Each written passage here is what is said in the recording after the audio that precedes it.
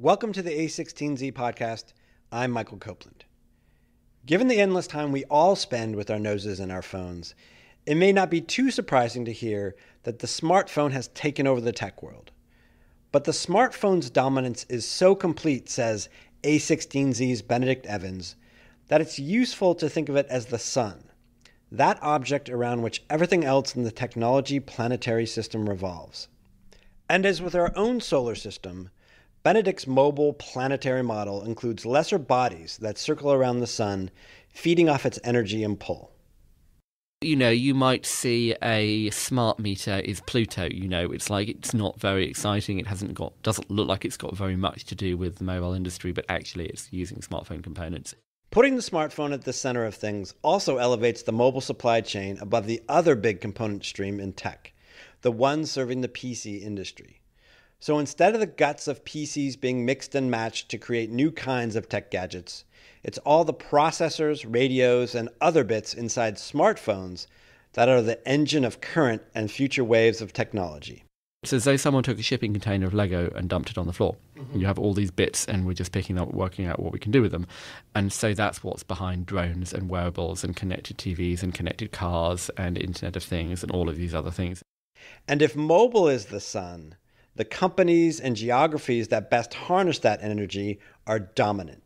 Now it's about Apple and Google, and it's about ARM and Qualcomm and MediaTek, and it's about the San Francisco Bay Area and China. And so all of the places that you'd go and the companies that were important have changed.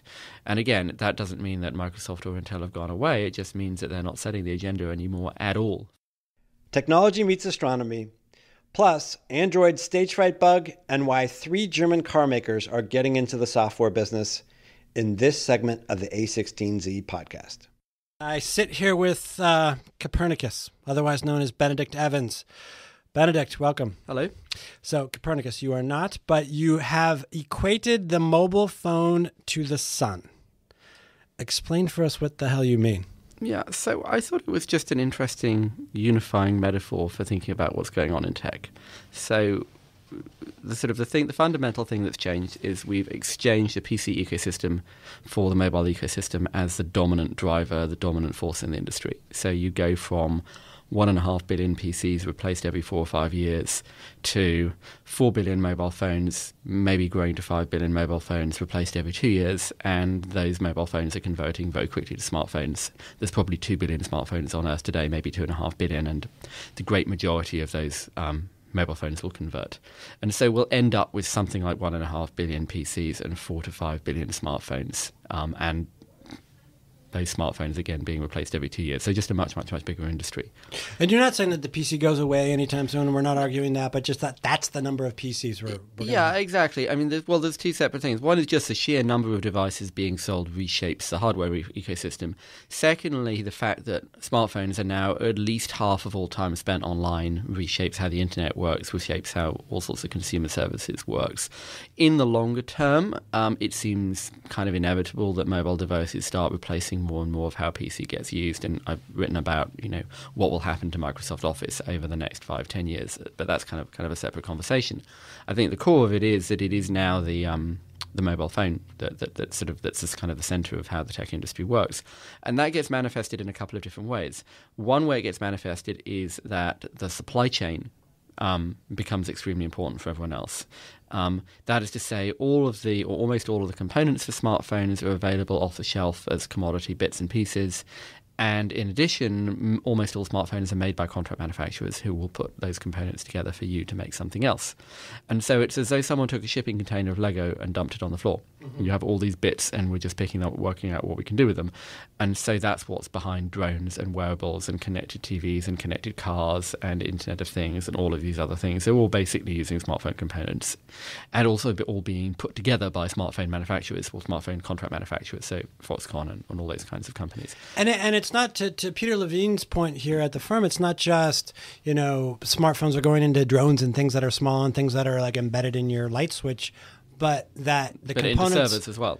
Yes. But into everything, right? It turns out that you just have a much, much, much bigger industry, and so you have much higher volume, you have much greater rate of innovation, and you have all these new kinds of components that didn't exist before.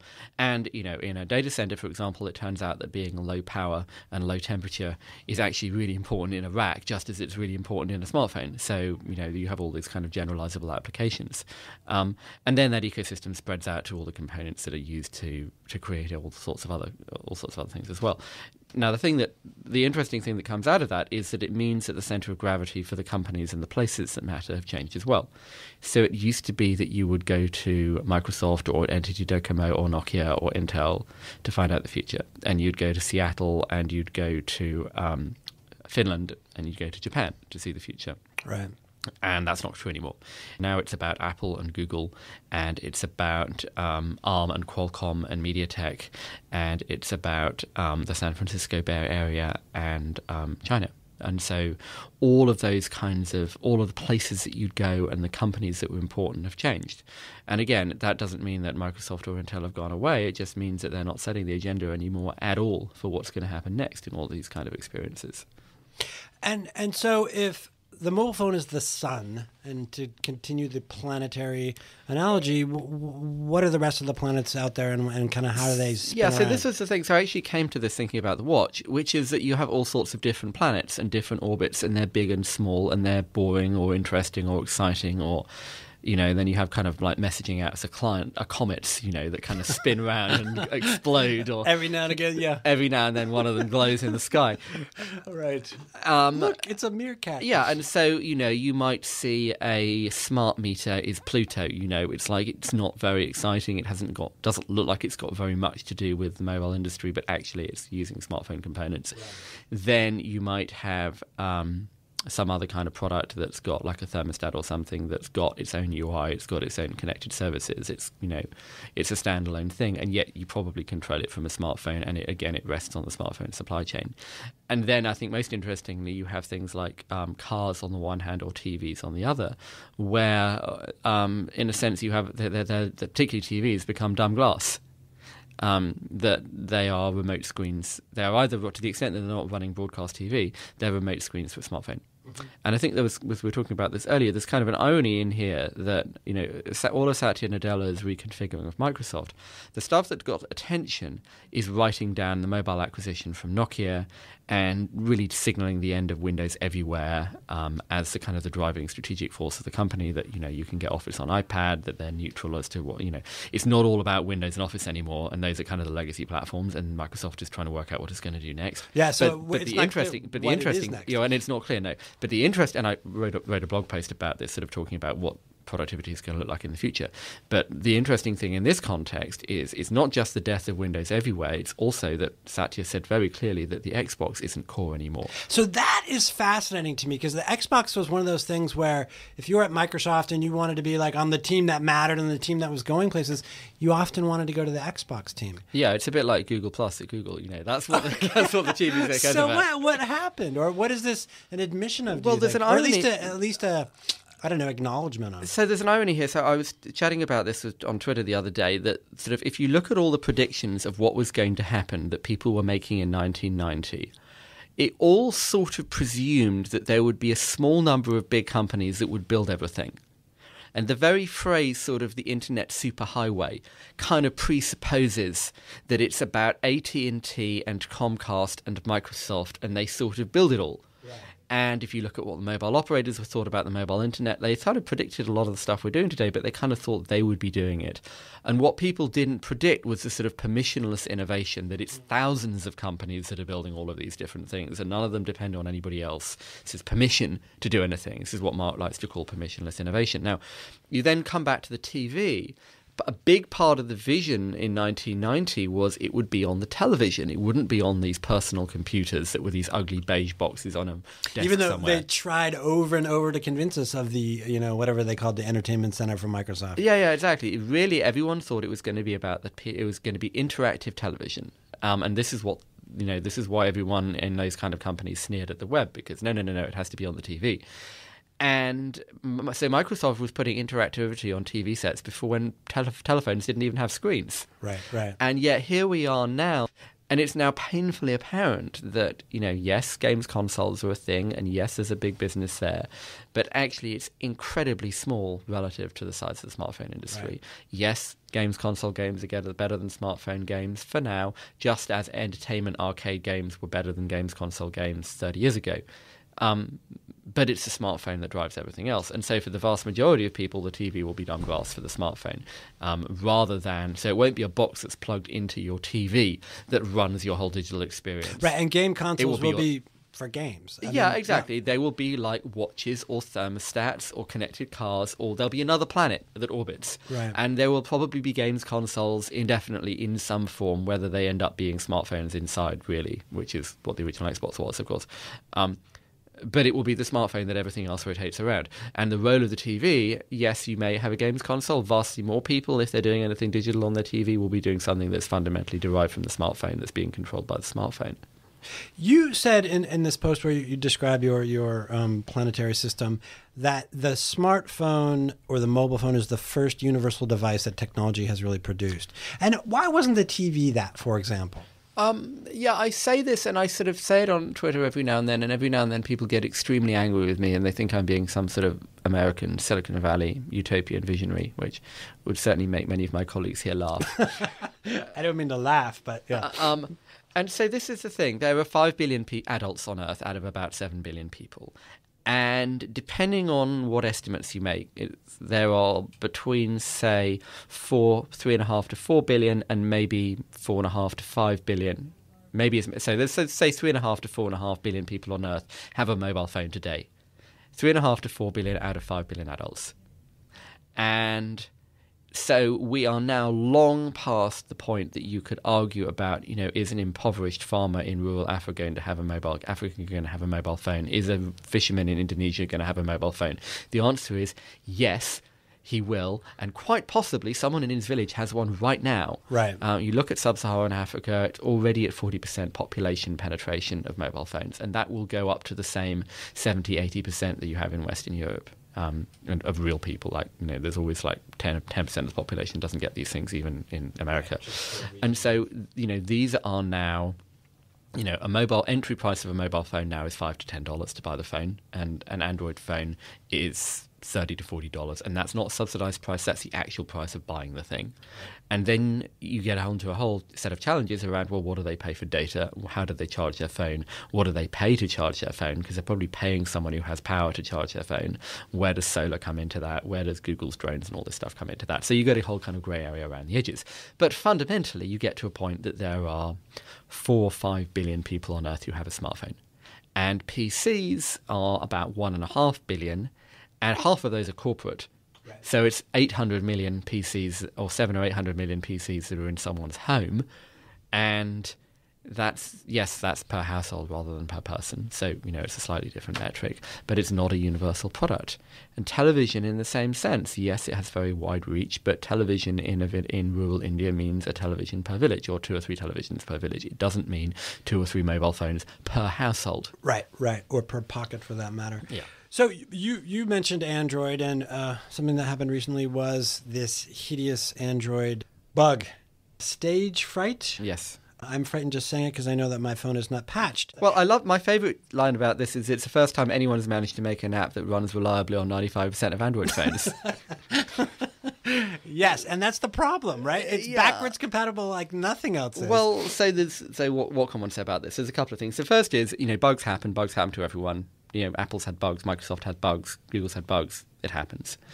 The issue here is, and this is, of course, an old issue for Android, is that the only real way to get software updates for an Android phone is to buy a new phone still, for a whole bunch of reasons that, we are all pretty well understood at the moment. Now, the thing that I tend to say when these topics come up is that Android fragmentation and sort of Android software updates and all these kind of issues are both very overstated and very understated. Mm-hmm. So on the one hand, something like 96-97% of all live Android phones outside China, where Google isn't present, but all the ones outside China that are therefore mostly connected to Google, over 95% of these things have the latest player version of Google Play services, which is updated, I think, every 2 weeks. And so if Google push out a new messaging API or a new payment API or some new for their layer of internet services, everyone's got it, so there's no fragmentation. Right. On the other hand, there's 4,000 devices out there, and they've all got different chips and different implementations of the software. And so if you want to write like a video messaging app or something, it's not 95% of the base that's on one version. It really is 4,000 different devices, and you just got to pick the top 20 and test. And this is it's just kind of inherent in the model that, Microsoft obviously wrote down Windows Phone. Effectively, this is another piece of capitulation. They've basically now given up on Windows Phone, although they haven't quite admitted that in public, but they have. Right. Turns out the customers gave up on it long before Microsoft. Well, exactly, yeah. But the thing is, if you want to know what Android would look like if it had no fragmentation, if it had completely uniform upgrades, if all the hardware looked the same, look at Windows Phone. Right. That's what you would get. That's where it would have ended up.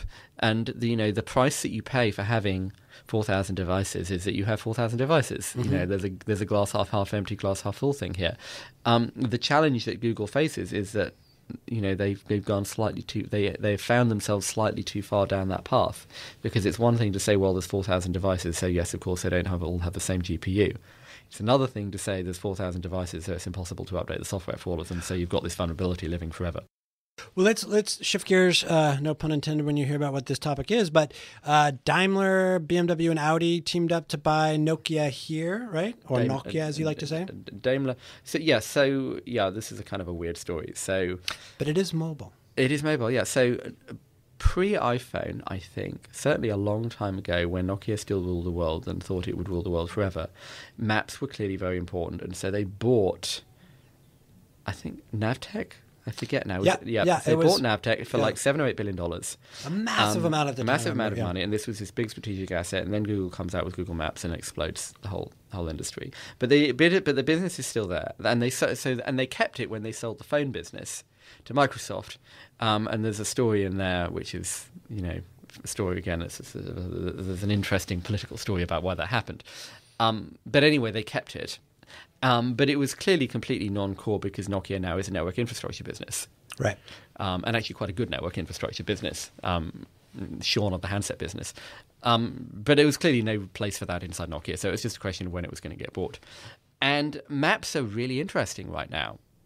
Google, there is the Google platform, but anyone who isn't Google and has aspirations to an independent life does not really want to rely on Google Maps indefinitely. Mm-hmm. And so Apple has gone from the fiasco of a couple of years ago to a now sort of not bad mapping product, and has now built a fleet of cars to go out and build its own maps, finally, having previously relied on trying to stitch information together from lots of other people. It looks like what they're going to try and do is basically do a carbon copy of Google Maps, right. Which is not an impossibly hard project. It just takes a lot of time and a lot of money.